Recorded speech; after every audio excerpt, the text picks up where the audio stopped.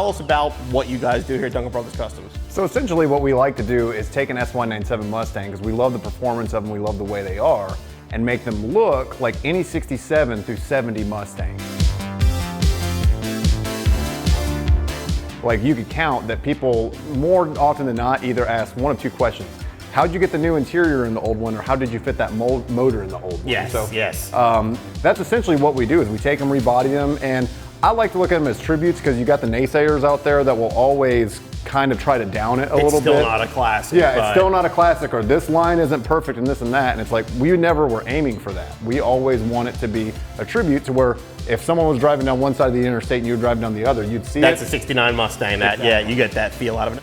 Well, I actually didn't realize you didn't replace the panels. I literally thought it was all new metal, so you keep most of the structure with the car. Yeah, we want the cars to still be safe, in some terms, safer than they were when they left the factory. I mean, you know, you literally have your factory quarter into this car with our quarter skinned over it.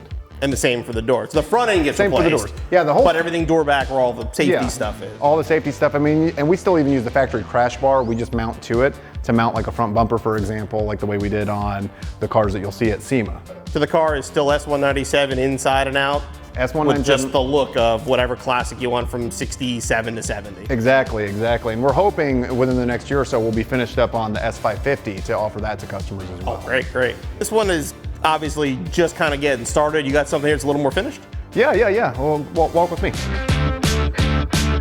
But tell us about this car here. So this car, actually the guy that wanted this car came and seen us while we were building that black convertible, fell in love with the idea, fell in love with the concept, and about a week later, he literally dropped off a brand new to us 2014 Mustang convertible. Okay. And so he said, man, I want it just like that, but I think he's gonna go a little different on it. I think he kind of wants it classic look in the sense that it's going to be red with like the gold side stripes. Okay, that's a cool combo. So it's going to be a very, very nice combo, and we might end up doing the legendary wheels on it too, the same way we did the. And this one, the body's mostly done. This one's just about ready for paint then. Yeah. I mean, we got there's going to some primer work and stuff like that. We've mainly just been massaging the panels in and getting them fabricated. And like we said previously, with the car we're turning into a 67 over there, a lot of it's getting the door panels massaged over the factory doors. Same with the quarters and the back end as well.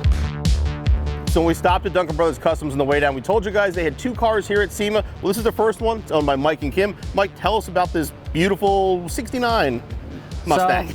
So it started its life as a 2012 Mustang GT Premium.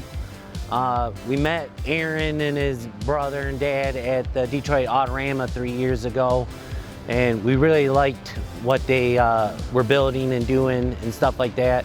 And so we went and found a car and then had them build us basically our dream car. What drew you to this? You wanted the classic? I mean, was it about the drivability? Was it about the looks? We were looking for something that we could, drive across the country.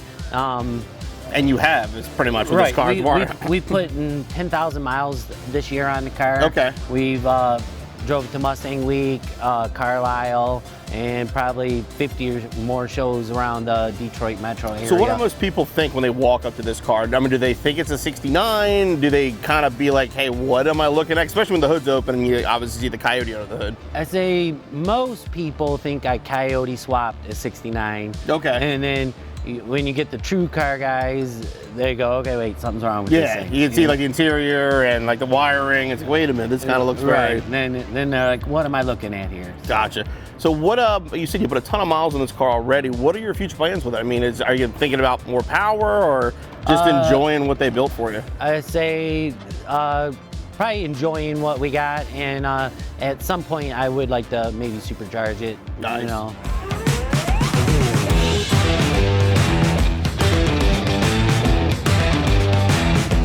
So we got here, obviously we came right to see this car here. This is one of my favorites I've seen you guys build. Tell us more about what went into this car. So obviously it started off as a 2011 Mustang GT convertible, and the owner kind of had dreams of it looking like a 69 Shelby. He kind of had a soft spot for him.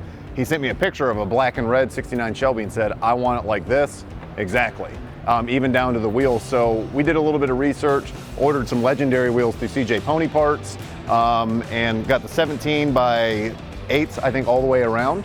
And the difficulty of getting those wheels on a modern car was quite the trick. We ended up using a Willwood Slimline caliper kit to make it all work definitely together. not meant for it with the design of the wheel. Right, right. And I think the 11s, generally only accept like an 18-inch wheel or, below, but getting a smaller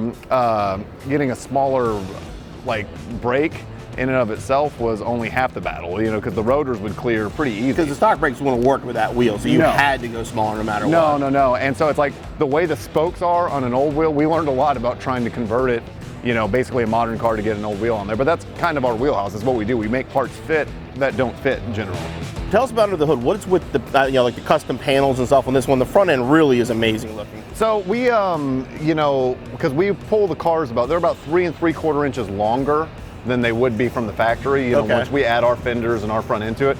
So instead of having that kind of plastic radiator cover, we wanted to make our own that was a closeout piece. So basically used dimple dies and bead rollers and sheet metal, made the piece, and then pulled a mold off of it, and now we can pretty much universally put them on any of our cars. And tell us about the interior, because this car, obviously, the top down, the interior just jumps out when you see it. Oh my God. So tell us about the interior.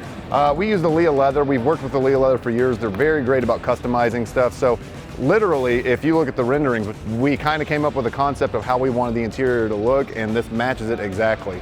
We wanted the red and black to obviously match the same red and black that's on the car and kind of have a little bit of an aggressive pattern, but still a little classy. Now the Shelbys obviously came with a roll bar, the convertibles, and so we looked, there was nowhere else other to look than Classic Design Concepts providing us their roll bar for the S197s. And it looks factory. I mean, it looks exactly like the classic one did. Obviously, the brake light added to it, but it just fits the car perfect. That's one thing I always liked about CDC is any of their stuff, their old ducktail spoiler, their shakers, all of it always looked like it was a factory piece. And so obviously the Shelby theme carried over to the back of the car with the exhaust in the back end here. Yeah, we wanted it to look really, really accurate, where you have that exhaust coming up through the middle of the bumper. And so to do that was quite a trick, because you literally have the factory crash bar right there where that would go. So basically what we ended up doing was welding some exhaust to the outside of the factory crash bar, so we wouldn't sacrifice any safety.